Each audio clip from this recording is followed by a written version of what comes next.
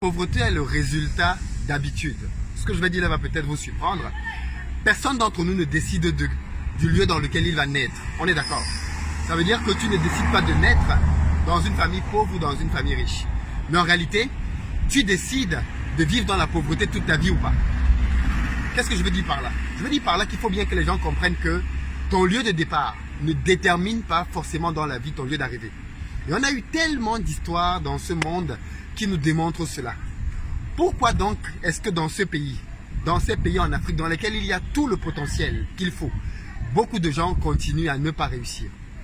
Il se trouve que je pense que beaucoup de personnes négligent le pouvoir des habitudes. Or, je suis convaincu que ce sont les habitudes que tu as au quotidien qui vont t'enrichir ou t'appauvrir. Prenons un cas de figure très simple. Comment est-ce que vous pensez que des personnes dans ce pays, en Afrique généralement, dépensent leur argent? Quand quelqu'un gagne de l'argent, à quoi est-ce que vous pensez qu'il le dépense fondamentalement? Vous allez peut-être être choqué de l'apprendre, mais beaucoup de personnes dépensent une grande partie de leur argent, non pas dans les vêtements, non pas dans les chaussures, mais fondamentalement dans l'alcool. Et l'alcool, c'est une question d'habitude. J'ai vu un classement qui m'a choqué. En 2020, l'entreprise qui a généré le plus d'argent dans un pays comme le Cameroun, ce sont les brasseries du Cameroun. Les brasseries. Et quand on dit brasserie, à quoi vous pensez? À l'eau? Ou au jus? Non, à la bière. Les gens boivent énormément. Là, en venant ici, on a parcouru pas mal de villes, de quartiers. Et à tous les carrefours, quasiment, il y a un point d'alcool. Et les gens sont entourés autour d'alcool en train de boire. Et tu as des gars qui sont là depuis 14 heures. Ils boivent jusqu'à ce que la nuit ne tombe. Ils vont boire tout leur salaire. Le 10 du mois, les gens n'ont plus rien. Les gens n'ont plus rien du tout. Parce que tout l'argent, ou une grande partie, est parti dans l'alcool. J'ai des gars avec qui je travaille et chaque fois que je paye quelqu'un, j'essaie toujours de savoir ce qu'il va faire de l'argent. J'ai eu un gars à la maison qui était venu une fois, un plombier, pour faire une petite réparation à la maison. Et je lui ai donné 5000 francs. Et le lendemain, il est revenu pour une autre tâche. Et je lui ai dit, qu'est-ce que tu as fait de ton argent hier? Il me dit, oh chef, vraiment il fallait que ça faisait longtemps, j'avais pas eu un billet de 5000, il fallait que j'aille quand même boire un peu. Il dit, comment ça? Il me dit, bon, j'ai enlevé l'argent de la ration et le reste, je suis allé boire avec. Je lui ai demandé, mais à quel moment est-ce que tu penses que tu peux bâtir quelque chose pour t'enrichir? Et c'est le problème de beaucoup de gens. C'est que dès qu'on a un peu d'argent, alcool. Dès qu'on a un peu d'argent, alcool. Regardez à quel point l'alcool fait des dégâts. Regardez à quel point l'alcool fait des dégâts. Comment est-ce qu'on veut développer nos pays grâce à l'alcool? Comment est-ce que c'est possible? On boit beaucoup trop. On travaille beaucoup trop peu et on boit beaucoup trop. Clairement. Je ne suis pas en train de dire qu'il faut boire X nombre de bières par jour. Les gens font à peu près ce qu'ils veulent. Mais fondamentalement, si on veut que les choses changent dans ce pays, ce n'est pas normal. Dans aucun pays développé au monde, la société brassicole est la société qui fait le plus d'argent. Comparez. Aux États-Unis, est-ce que la société brassicole est parmi le top 10 des sociétés qui font le plus d'argent? En France, en Belgique, au Canada, prenez le pays que vous voulez, en Chine, en Corée. Quel est le pays qui est développé dans lequel une société brassicole est même dans le top 10? Voilà donc les réalités de nos pays.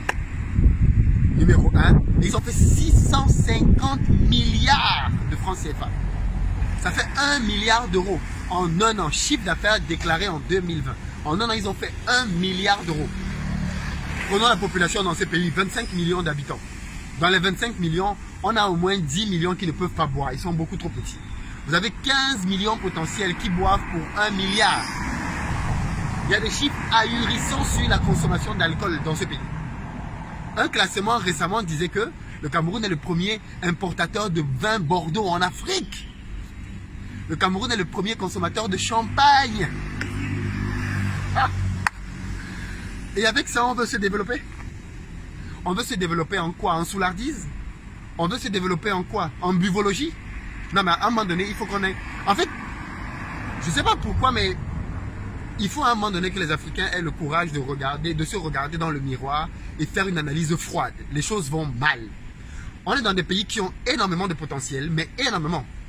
Franchement, vous mettez quelqu'un ici qui sait faire un peu de business, en 10 ans, il est milliardaire. Maximum il est milliardaire. Il y a tellement d'argent à faire dans tellement d'endroits.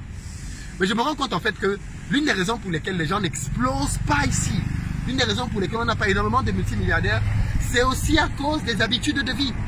Parce qu'un gars qui gagne un peu, au lieu de mettre ce peu-là comme base pour développer, accélérer, accroître son business, il va tomber dans l'alcool. Et voilà comment est-ce que l'alcool se retrouve à prendre une grosse partie de son capital.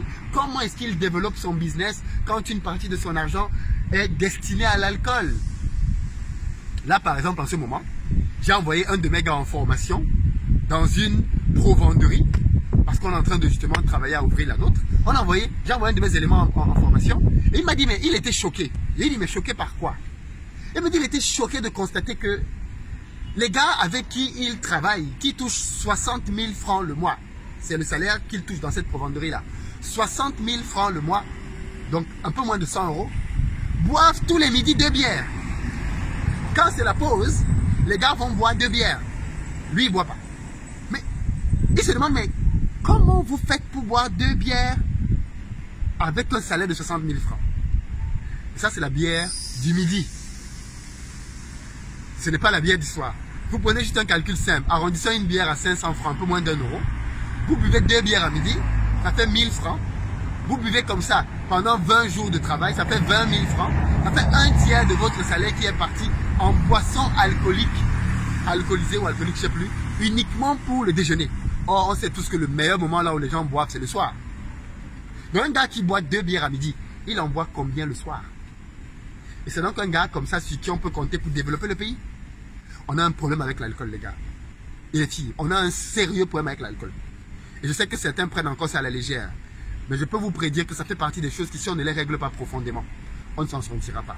En Afrique, on n'a pas un problème de potentiel, on n'a pas un problème d'hommes, on n'a pas un problème de ressources. On a un problème de mindset. On a un vrai problème de mentalité. C'est ça qui nous bloque aujourd'hui. On règle ça, on va faire des bons. On règle ça, on va aller très loin. Mais il y a des solutions à cela. Et je compte sur vous pour partager tout ça dans les commentaires. Ciao!